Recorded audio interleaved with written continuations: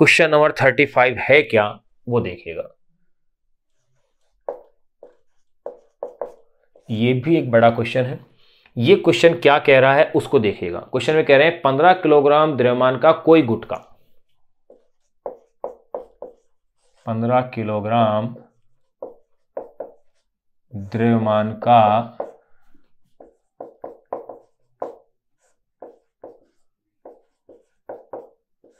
कोई गुटका, 15 किलोग्राम द्रव्यमान का कोई गुटका किसी लंबी ट्रॉली पर रखा है। कोई गुटका किसी लंबी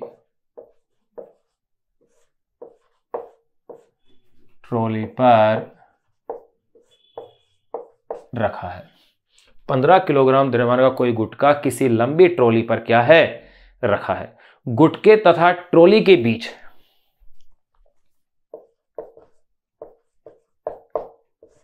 गुटके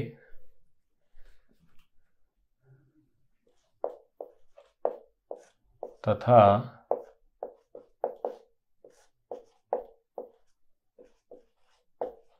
ट्रॉली के बीच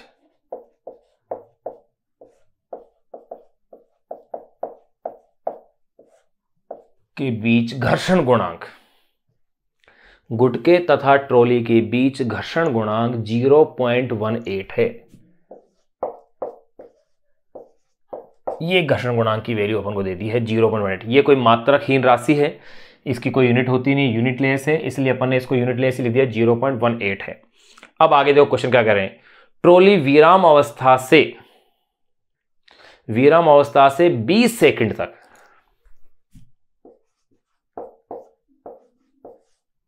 ट्रॉली विराम अवस्था से 20 सेकंड, वैसे क्वेश्चन में 20 सेकंड का यूज नहीं होगा।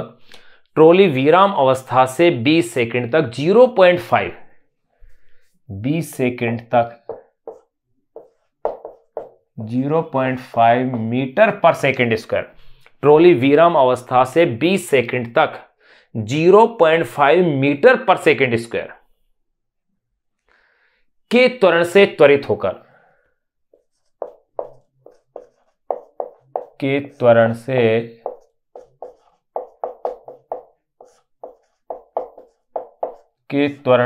त्वरित होकर ये इसमें क्वेश्चन में कह रहा है, कह रहे हैं कि ट्रॉली विराम अवस्था से 20 सेकंड तक 0.5 मीटर प्रति सेकंड स्क्वायर के त्वरण से त्वरित होकर एक समान वेग से गति करने लगती है। त्वरित होकर एक समान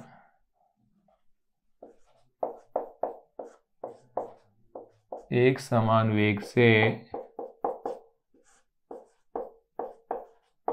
गति करने लगती है। एक समान वेग से क्या करने लगती है, ट्रॉली गति करने लगती है। अब देखिए इसमें क्या क्या पूछ रहे हैं। ट्रॉली विराम अवस्था से 20 सेकंड तक 0.5 मीटर प्रति स्क्वायर के त्वरण से त्वरित होकर एक समान वेग से गति करने लगती है। Number A. अब इसमें क्वेश्चन पूछे जा रहे हैं। देखो भैया एक ही क्वेश्चन कहीं कहीं भाग लिया हुआ है, यानी कि नंबर ऑफ क्वेश्चन तो ज्यादा है ही है, उन क्वेश्चन के पार्ट भी ज्यादा हैं और क्वेश्चन भी लेंथी हैं, इसलिए अपन को इसमें समय काफी लग रहा है इसके क्वेश्चन सोल्व करने में। अब देखिए नंबर ए के अंदर क्या पूछ रहे हैं, भूमि पर स्थिर खड़े किसी प्रेक्षक को। नंबर ए तो ये पूछ रहे हैं भूमि पर स्थिर खड़े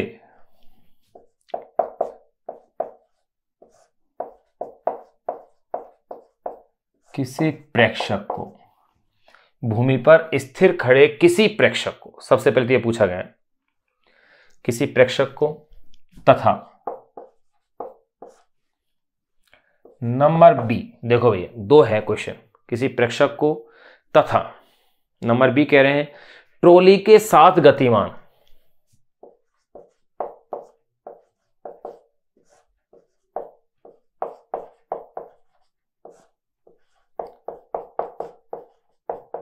ट्रॉली के साथ गतिमान, भूमि पर स्थिर खड़े किसी प्रेक्षक को तथा ट्रॉली के साथ गतिमान किसी अन्य प्रेक्षक को, ट्रॉली के साथ गतिमान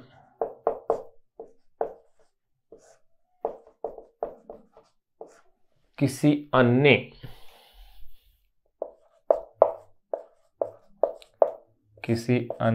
प्रेक्षक को, ट्रॉली के साथ गतिमान किसी अन्य प्रेक्षक को गुटके की गति कैसी प्रतीत होगी।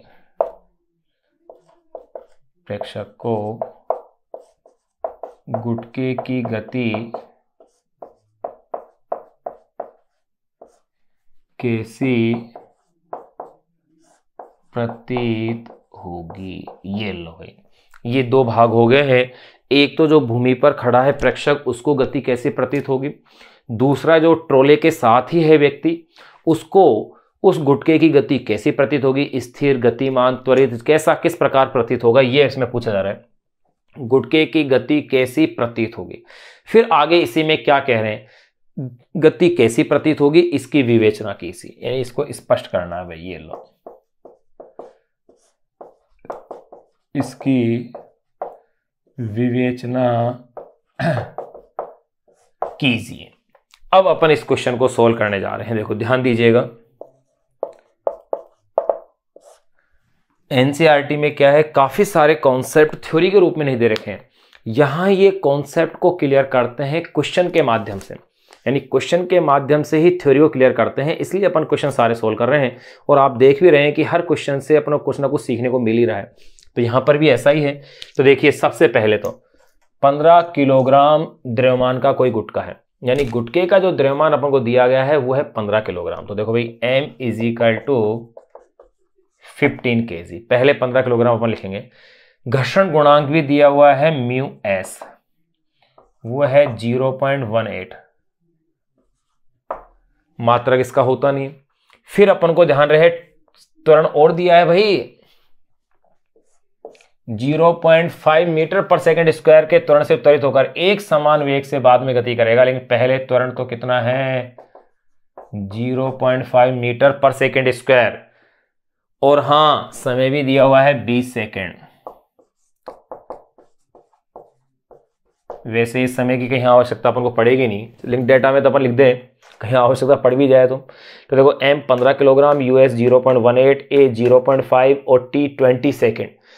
यहां तक की वैल्यू अपने पास आ चुकी है। अब एक एक पार्ट को अपन सोल्व करेंगे। नंबर ए, भूमि पर स्थिर खड़े किसी प्रेक्षक को उसकी गति कैसी प्रतीत होगी। तो देखो भैया, अपन क्या जानते हैं कि ट्रॉली जब गति त्वरित होगी तो त्वरित होने के कारण गुटके पर एक छद्म बल लगेगा, यानी कि एक आभासी बल, सूडो फोर्स लगेगा, एक छद्म बल, जो उसकी गति के क्या होगा, विरुद्ध होगा। तो मैं ये लिख दूं पहले, और उसकी वैल्यू क्या होगी, F = ma। m अपन को दे ही रखा है, a अपन को दे रखा है, तो अपन उस बल का मान निकाल लेते हैं पहले। तो देखिएगा, नंबर ए, पूरी लैंग्वेज में इसके लिख देता हूं, ट्रॉली की त्वरित गति के कारण,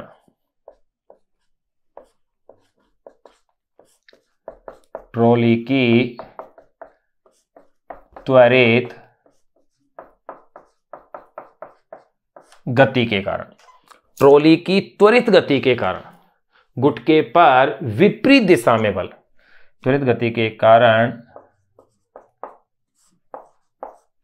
कारण गुटके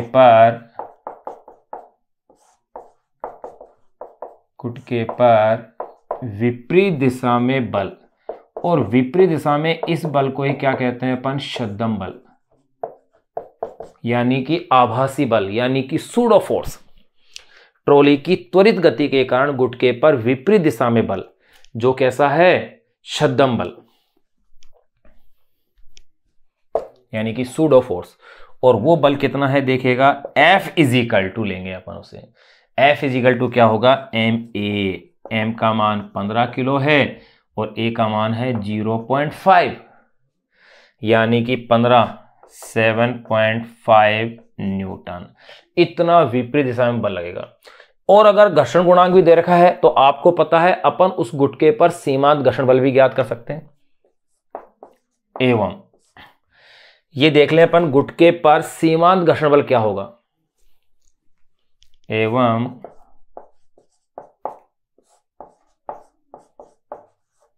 गुटके पर सीमांत घर्षण बल, मैंने ले लिया है कि सीमांत घर्षण बल कितना है, एफ एस मैक्सिमम। देखो भाई, ये वाला एफ घर्षण बल के लिए, ये वाला एफ बल के दूसरे बल के लिए जो अपन आरोपित करते हैं, एफ एस मैक्सिमम। क्या फॉर्मूला है सीमांत घर्षण बल का, म्यू एस एम जी। भाई म्यू एस एन होता है, एन प्रतिक्रिया बल, और एन का मतलब क्या होता है, एम जी।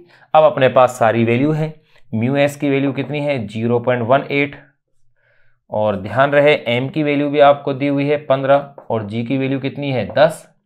तो 0.18 इंटू 15 इंटू 10, यही तो डिजिट आ रही है अपने पास, और ये आ गया है 27 न्यूटन। इतना बल अपने पास गुटके पर सीमांत घर्षण बल आ रहा है। ये 7.5 है गति वाला बल। अब आप देखेंगे कि यहां स्पष्ट है, तो अपन यो कह सकते हैं कि एफ एस जो मैक्सिमम है इज ग्रेटर देन क्या है, छद्म बल से क्या है, ज्यादा है। अगर ये छद्म बल से ज्यादा है, इसका मतलब गुटका जो है वो ट्रॉली पर क्या रहेगा, स्थिर रहेगा, क्योंकि सीमांत घर्षण बल का मान उस पर लगने वाले विपरीत बल जो छद्म बल है उससे उसका मान क्या है, ज्यादा है। अगर सीमांत घर्षण बल का मान ज्यादा है तो ये तथ्य तो अपने आप स्पष्ट अपने पास हो गया कि यह क्लियर हो गया कि गुटका अपनी स्थिति में रहेगा, यानी अपनी जगह से नहीं खिसकेगा। तो क्या है, F S maximum is greater than, क्या लिख दिया मैंने, एफ लिख दिया। इसका मतलब गुटका ट्रॉली पर स्थिर रहेगा, इसलिए गुटका ट्रॉली पर स्थिर रहेगा। इसका मतलब गुटका ट्रॉली पर क्या रहेगा भाई, स्थिर रहेगा। इसका मतलब भूमि पर जो व्यक्ति खड़ा है, जो प्रेक्षक है, ट्रॉली के साथ गतिमान दिखाई देगा। ट्रोला चल रहा है तो उस ट्रोले के साथ साथ गुटका भी क्या होगा, गतिमान दिखाई देगा। तो अपन क्या कह सकते हैं, अतः भूमि पर खड़े प्रेक्षक को गुटका,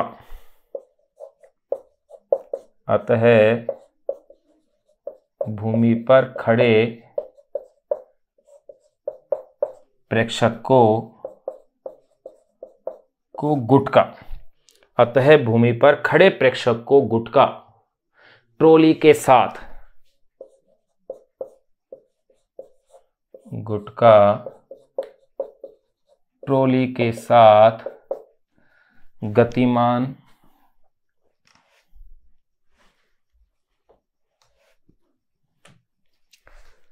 ट्रॉली के साथ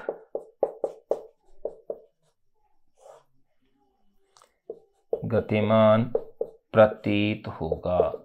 ये लीजिए, यह नंबर ए वाला कॉन्सेप्ट अपने क्लियर हो गया।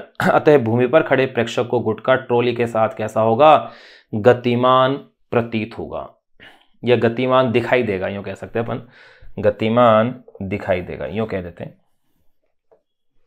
वैसे मतलब एक ही है, गतिमान दिखाई देगा।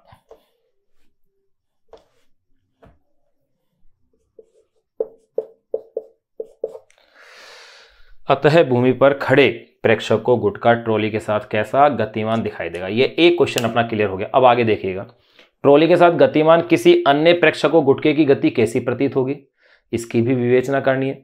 तो देखिए भैया, अगर इसी में अपन थोड़ा सा आगे और बढ़ ले क्योंकि इसी में एक लाइन और कही है, इससे पहले गौर करें, से त्वरित होकर एक समान वेग से गति कर रहा है बाद में। तो देखो भैया, एक समान वेग से, जब ट्रॉली एक समान वेग, ये तो कब था, जब त्वरित था। तो इसके आगे वाले कॉन्सेप्ट की भी तो अपन विवेचना कर लें, क्योंकि क्वेश्चन को तो पूरा हल करना है, अभी तो एक ही भाग हल किया है। भाई ए वाला जो पार्ट है, इसके भी दो पार्ट है। कैसा, एक पार्ट तो है जब वो त्वरित हो रहा है, और एक जब वो क्या है, एक समान वेग से गति कर रहा है, यानी कि तुरंत उसका शून्य है। तो देखिए, जब त्वरित था तब तो अपन ने देख लिया कि जो भूमि पर खड़े प्रेक्षक को कैसा दिखाई देगा, वो गतिमान दिखाई देगा, ये तो क्लियर हो गया। अब अपन नेक्स्ट पॉइंट की बात कर लें कि जब वो एक समान वेग से गति कर रहा है, यानी कि जब ट्रॉली एक समान वेग से गति करती है। देखिए, जब ट्रॉली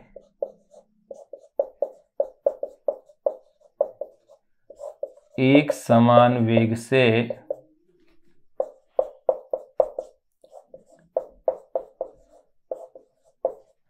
जब ट्रॉली एक समान वेग से गति करती है,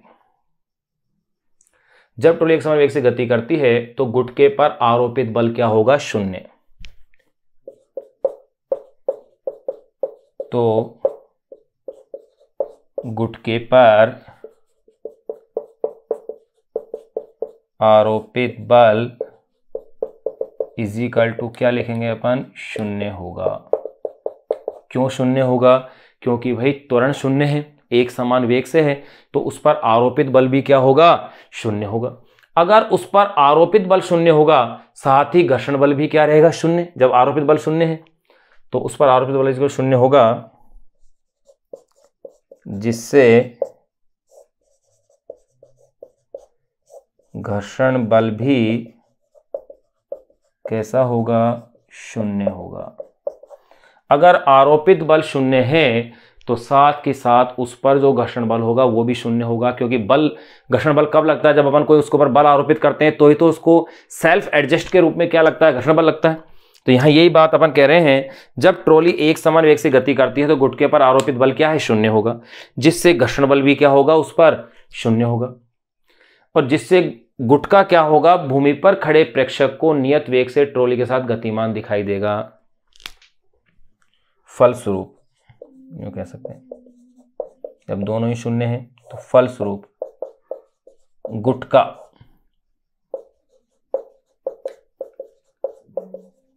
भूमि पर खड़े, फलस्वरूप गुटका भूमि पर खड़े, यूं कह सकते हैं, फलस्वरूप गुटका भूमि पर खड़े प्रेक्षक को नियत वेग से, भूमि पर खड़े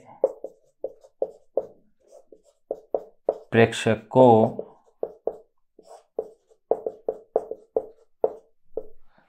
को नियत वेग से, फलस्वरूप गुटका भूमि पर खड़े प्रेक्षक को नियत वेग से ट्रॉली के साथ गतिमान दिखाई देगा। नियत वेग से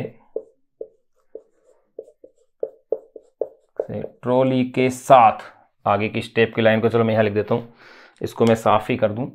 यहां तक आप इसे एक बार नोट करें, फिर इसके आगे की लाइन में लिखता हूं। यहां तक तो आपका कॉन्सेप्ट क्लियर हो गया होगा।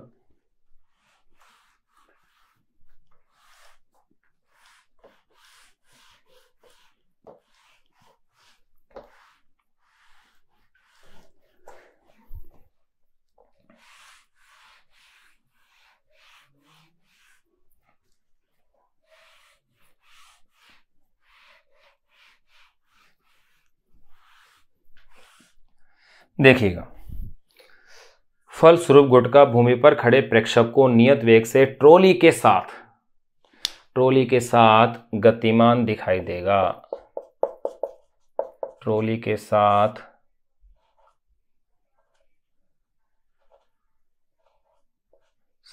गतिमान दिखाई देगा। ये लो भाई, ए वाला पार्ट अपने कंप्लीट कर लिया है। अब इसी क्वेश्चन का बी पार्ट, कि ट्रॉली के साथ गतिमान जो व्यक्ति है उसको कैसा प्रतीत होगा। तो देखो, सिंपल थ्योरेटिकल आंसर आ गया इसका, तो कि ट्रॉली के साथ गतिशील किसी अन्य प्रेक्षक को गुटका प्रेक्षक के अजड़त्वीय निर्देश तंत्र में होने के कारण स्थिर दिखाई देगा, क्योंकि दोनों एक साथ ही तो हैं। तो देखो, मैं नंबर बी का भी आंसर लिख देता हूं थ्योरेटिकल रूप से। ट्रॉली के साथ गतिमान, ट्रॉली के साथ गतिमान, क्या कह रहा हूं मैं? ट्रॉली के साथ गतिमान किसी अन्य प्रेक्षक को, गतिमान किसी अन्य प्रेक्षक को, ट्रॉली के साथ गतिमान किसी अन्य प्रेक्षक को गुटका प्रेक्षक के, ट्रॉली के साथ गतिमान किसी अन्य प्रेक्षक को गुटका प्रेक्षक के,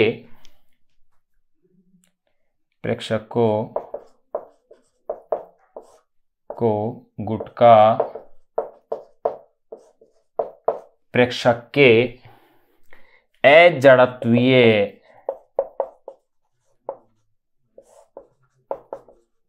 निर्देश तंत्र, ध्यान रहे अपन जड़त्वीय और अजड़त्वीय निर्देश तंत्र को इस चैप्टर में अध्ययन कर चुके थे। यहां इसीलिए अपन ये पॉइंट देखो काम आ गया, इसी के लिए अपन ने उसको पढ़ा था। ट्रॉली के साथ गतिमान किसी अन्य प्रेक्षक को गुटका प्रेक्षक के अजड़त्वीय निर्देश तंत्र में होने के कारण, निर्देश तंत्र में होने के कारण स्थिर दिखाई देगा। ये लो भाई, ये क्लियर हो गया। ये अपन ने क्वेश्चन नंबर 35 अपन ने कंप्लीट कर लिया है। अब इसके बाद अपन देखेंगे क्वेश्चन नंबर 36 को, कि क्वेश्चन नंबर 36 क्या है और क्या वो क्वेश्चन कह रहा है, उसको अपन अब उसके अंदर देखते हैं। देखिए अब अपन देखते हैं क्वेश्चन नंबर 36 को। देखो क्वेश्चन नंबर 36 क्या कह रहा है वो देखिएगा। क्वेश्चन नंबर 36 एक बढ़िया क्वेश्चन है। क्वेश्चन में क्या कह रहे हैं उस पर ध्यान दीजिएगा। क्वेश्चन में कह रहे हैं कि चित्रानुसार, यानी कि एक डायग्राम बनेगा,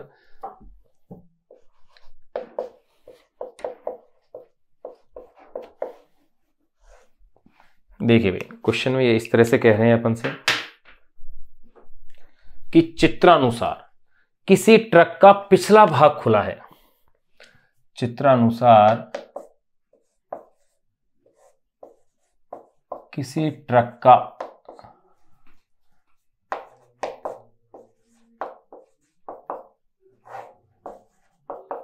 पिछला भाग खुला है। यानी कि जैसे ट्रक आपने देखोगे, बड़े जो ट्रक होते हैं उनका पीछे का भाग खुला होता है और उसके ऊपर काफी सारा सामान रख करके वो ले जाते हैं।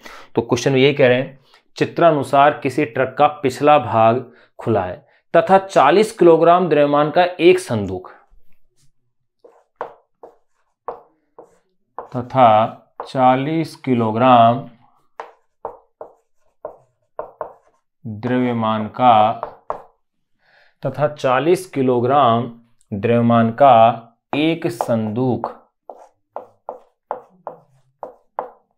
यानी संदूक का द्रव्यमान दिया गया है। पिछला भाग खुला है यानी कि उसमें से संदूक गिर सकता है, ये हुआ। तथा 40 किलो द्रव्यमान का एक संदूक खुले सिरे से, एक संदूक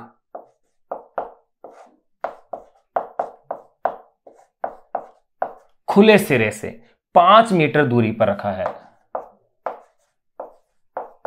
5 मीटर दूरी पर रखा है। चित्रानुसार किसी ट्रक का पिछला भाग खुला है तथा 40 किलोग्राम द्रव्यमान का एक संदूक खुले सिरे से 5 मीटर की दूरी पर क्या है, रखा है। ट्रक के फर्श तथा फर्श के बीच घर्षण गुणांक 0.15 है। क्या कहा मैंने? ट्रक के फर्श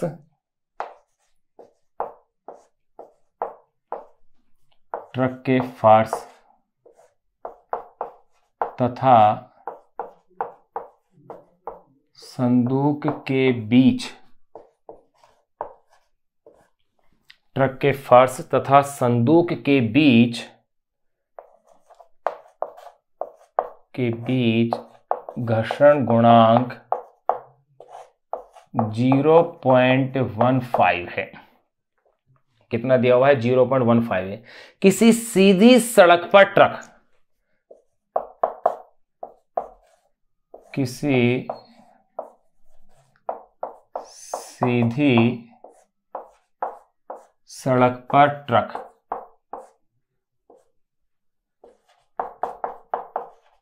विराम अवस्था से, किसी सीधी सड़क पर ट्रक विराम अवस्था से गति प्रारंभ करके, विराम अवस्था से गति प्रारंभ करके, किसी सीधी सड़क पर ट्रक विराम अवस्था से गति प्रारंभ करके 2 मीटर प्रति सेकंड स्क्वायर से त्वरित होता है। 2 मीटर प्रति सेकंड स्क्वायर से त्वरित होता है। ये अपन को त्वरण भी दे दिया है। आरंभ बिंदु से कितनी दूरी चलने पर, यानी जहां से वो शुरू हुआ था ट्रक, आरंभ बिंदु से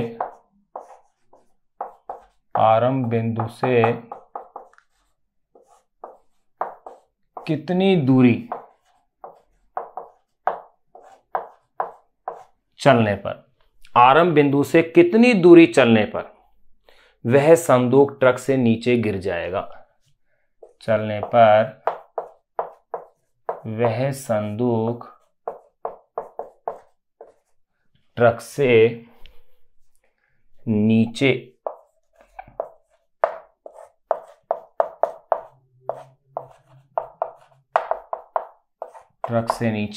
गिर जाएगा। यहां एक चीज ये कह रहे हैं कि जो संदूक की साइज है उसकी उपेक्षा कीजिए। यूं कह रहे हैं यानी कि संदूक के साइज, या इसे आप कह दीजिए आमाप की उपेक्षा कीजिए। अपन को संदूक की साइज से कोई लेन देना नहीं है। अब देखिएगा भाई क्वेश्चन में क्या और कैसे दिया हुआ है। क्वेश्चन में आपको एक चित्र दिया हुआ है कि किस तरह से है वो देखें। चलो अपन चित्र को, ट्रक को यहां बना देते हैं। ये सीधी सड़क है, इसके ऊपर मैं किसी ट्रक को बना देता हूं। ये लो भाई, ये अपन किसी एक ट्रक को बनाते हैं। ये उस ट्रक का क्या है, कैबिन है।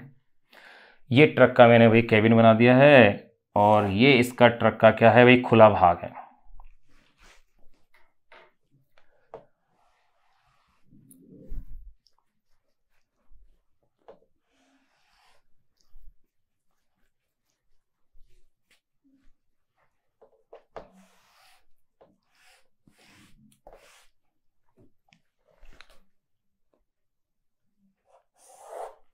ये लो, ये भाई ट्रक के पहिए बना देते हैं। ये लो, ये ट्रक का पहिया, ये ट्रक का अपन ने कैबिन बनाया हुआ है। ये उस कैबिन में, ये लो अपन ने इस कैबिन के अंदर ये ड्राइवर भी बैठा देते हैं। ये लो, ये ड्राइवर बैठा हुआ इस ट्रक को क्या कर रहा है, चला रहा है।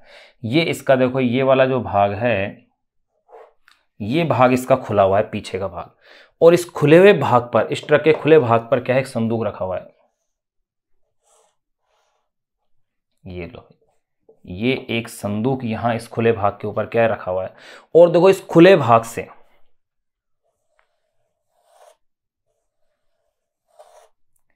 ये अपन बड़ा ट्रक ले रहे हैं, और अपन पहिए लगा सकते हैं इसके अंदर। ये अपन ट्रक को इसको में बना रहे हैं। अब देखिएगा भाई,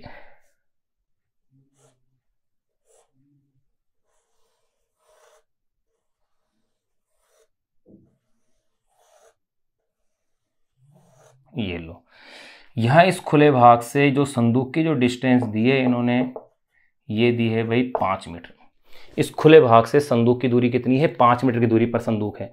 अब ये पूछ रहे हैं कि ये ट्रक जो चल रहा है, इससे कितने चलने पर ये जो है संदूक इससे, ट्रक से जो है गिर जाएगा। ये अपन को कैलकुलेट करना है। अब देखो भाई, अब अपन इस क्वेश्चन को सॉल्व करते हैं। बहुत ही प्यारा और अच्छा क्वेश्चन है। क्वेश्चन आप समझ गए होंगे क्वेश्चन है क्या। क्वेश्चन अपन ने लिख लिया है ना। अब देखिएगा इस क्वेश्चन को अपन सोल्व करते हैं। तो सबसे पहले तो अपन देखें कि जो संदूक है उसका द्रव्यमान कितना दिया है मुझे, क्वेश्चन में 40 किलोग्राम दिया हुआ है। घर्षण गुणांक म्यू का मान 0.15 है, मात्रक इसका कुछ होता नहीं है। त्वरण का मान मुझे दिया हुआ है, देखो भाई 40 किलोग्राम संदूक का द्रव्यमान है, 5 मीटर की दूरी पर है। संदूक के बीच घर्षण गुणांक कितना है, 0.15 है। विराम अवस्था से गति प्रारंभ कर रहा है, ध्यान रखना, यानी कि प्रारंभिक वेग 0 है। 2 मीटर प्रति सेकंड स्क्वायर का त्वरण क्या कर रहा है, प्राप्त कर लेता है। यानी कि 2 मीटर पर सेकंड स्क्वायर का क्या है मेरे पास इसमें त्वरण दिया हुआ है। अब देखिएगा संदूक के खुले सिरे से 5 मीटर की दूरी है। यूं कह सकता हूं, जो ट्रक का खुला सिरा है उससे जो संदूक की दूरी है, यानी कि जिसे मैं एस कह देता हूं, वो कितनी दी गई है, 5 मीटर है। ये लो, एस का मान कितना है मेरे पास, 5 मीटर। खुले सिरे से संदूक के सिरे की दूरी कितनी है, 5 मीटर दी हुई है। अब अपन को सारी वैल्यूज अपने को इसने क्वेश्चन में दे दी है। तो देखो भैया, अगर ये गति जब करता है तो पीछे की दिशा में संदूक पर एक छद्म बल लगेगा जो गति करेगा, और वो बल क्या होगा, F = ma।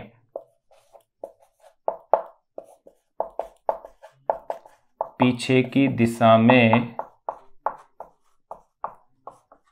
संदूक पर बल, और उस बल को ही अपन क्या कहते हैं, छद्म बल कहते हैं। और वो बल मैंने मान लिया कि F है, तो F इजिकल टू क्या हो जाएगा, ma। पहले मैं इस फोर्स की वैल्यू देखता हूं, m कितना है मेरे पास 40, a है 2, तो ये हो गया है 80 न्यूटन। 80 न्यूटन का उसके ऊपर विपरीत दिशा में बल लगेगा। लेकिन अगर मैं बात करूं, संदूक पर छद्म बल लग रहा है, यानी कि पीछे की दिशा में लग रहा है इस पर, लेकिन अगर मैं बात करूं विपरीत दिशा यानी आगे की दिशा में, जिधर गति कर रहा है, एवं विपरीत दिशा, या मैं कह सकता हूं इसे आगे की ओर, यानी छद्म बल की विपरीत दिशा। छद्म बल के विपरीत दिशा में अपन में क्या देखूं कि घर्षण बल कितना होगा, एवं विपरीत दिशा यानी आगे की ओर घर्षण बल, यानी कि जो गति का क्या करेगा, विरोध। क्योंकि इस छद्म बल की वजह से क्या होगा, संदूक पीछे की ओर खिसकेगा, लेकिन घर्षण बल उसकी गति का विरोध करेगा और वो क्या करेगा, उसकी विपरीत दिशा में लगेगा। मतलब वो पीछे की ओर खिसक रहा है संदूक यूं, तो घर्षण बल क्या लगेगा, यूं लगेगा, उसके ऑपोजिट डायरेक्शन में ये बल लगेगा।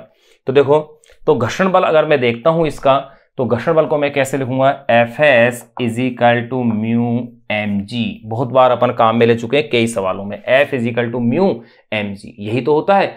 अगर मैं इसको यूज करता हूं तो देखिए मेरे पास वैल्यूज क्या आएंगी, F इजिकल टू म्यू की वैल्यू मेरे पास है 0.15, m है 40 और g की वैल्यू क्या लेनी है मुझे 10, यानी कि 1.5, 15 चौक 20, यानी कि ये वैल्यू मेरे पास आ गई है 15 चौक 60, यानी कि 60 न्यूटन। ये लो भाई, ये मेरे पास 60 न्यूटन का फोर्स आ गया घर्षण बल।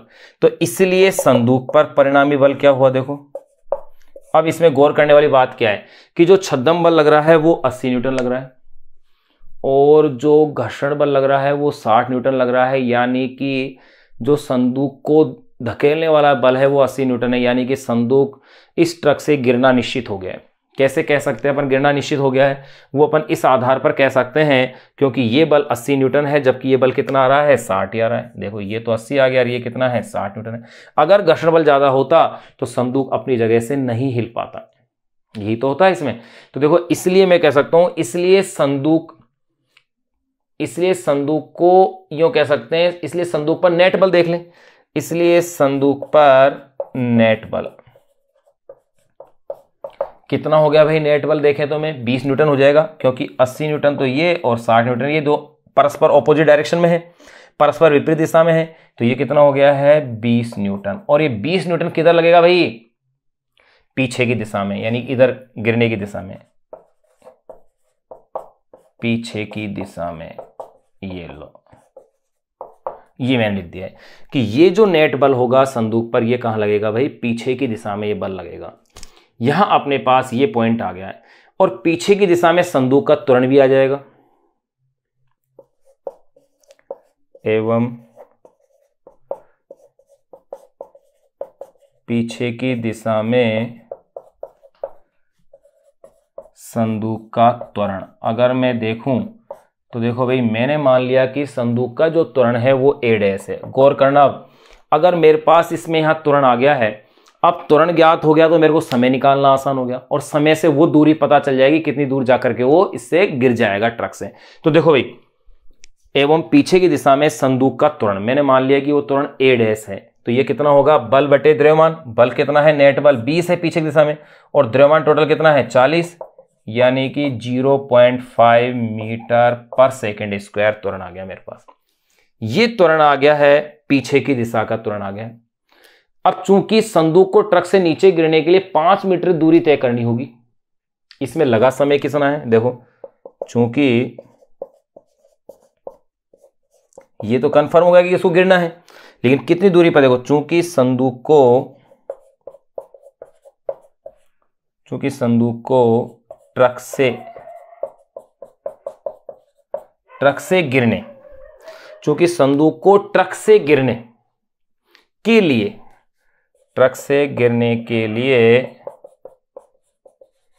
5 मीटर दूरी तय करनी होगी, क्योंकि 5 मीटर की दूरी पर है, 5 मीटर दूरी तय करनी होगी। चूंकि संदूक को ट्रक से गिरने के लिए 5 मीटर दूरी तय करनी होगी, इसलिए इसमें लगा समय स्मॉल टी हो तो वो वैल्यू निकल जाएगी। इसलिए इसमें लगा समय स्मॉल टी हो तो, इसलिए इसमें लगा समय स्मॉल टी हो तो, देखो भाई मैं इससे आगे के स्टेप को यहां ले रहा हूं। तो एक लाइन तो यहां आ जाएगी, S is equal to u t plus half a t square से काम चल जाएगा। यहां पर ए क्या आएगा भाई, ए डैश लिया जाएगा। अब यहां गौर कीजिएगा, ये जो मैं दूसरी समीकरण ले रहा हूं इसमें मेरे पास S है, U शून्य आएगा क्योंकि विराम अवस्था से गति प्रारंभ हो रही थी। ए डैश मेरे पास है, टी कैलकुलेट हो जाएगा। चलो टी को कैलकुलेट कर लेता हूं मैं। S की वैल्यू क्या रखनी है मुझे यहां पर 5 मीटर, ये लो 5। U की वैल्यू 0, ये T प्लस हाफ ए डैश का मतलब कितना है 0.5, और फिर यहां क्या है ये T का स्क्वायर, ये लो 5 इज इक्वल टू 0.5 यानी 1/2 यानी कि 1/4 हो गया भाई। टी स्क्वायर अपॉन में 4 कह दो तो t is equal to √20 second, ये मेरे पास आ गया है।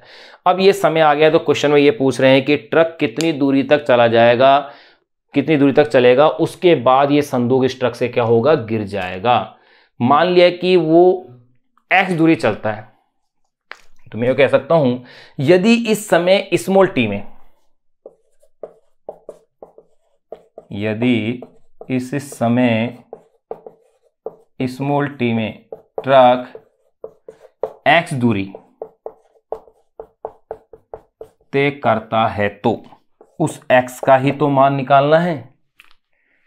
x दूरी तय करता है तो देखो x is equal to u t plus half a t square से। अब एक किसका आएगा, ट्रक का त्वरण है। u का मान तो आपके पास 0 है, t का मान कितना है भाई √20 है, प्लस हाफ ए की वैल्यू 2 दी हुई है, क्वेश्चन में पहले ही दे रखी है, अपन ने कहीं ना कहीं लिखी है, ये रही। टी का स्क्वायर यानी कि √20 का स्क्वायर, ये लो भाई क्या बच गया, ये तो 0 हो गया, 2 से 2 कैंसिल, √20 का स्क्वायर यानी कि 20 मीटर, ये लो। यानी कि 20 मीटर तक की दूरी जैसे ही ट्रक पूरी करेगा 20 मीटर चलते ही संदूक ट्रक से क्या होगा, गिर जाएगा। ये एक बहुत अच्छा क्वेश्चन था जिसको कि अपने सोल्व कर लिया। आप इसका क्वेश्चन का स्क्रीनशॉट ले सकते हैं, इसको आप ऐसे कैसे आप नोट कर लें। मैंने सारी स्टेप्स इसकी A to Z इसमें कंप्लीटली मैंने लिख दी है, आप इसको एज इट ऐसे कैसे आप क्या करें, नोट कर लें। फिर अपन अब इसके बाद क्वेश्चन नंबर 36 के बाद बात करेंगे क्वेश्चन नंबर 37 की। आप एक बार इसका स्क्रीनशॉट या इसको एज इट ऐसे कैसे अपनी नोटबुक के अंदर क्या कर लें, नोट कर लें।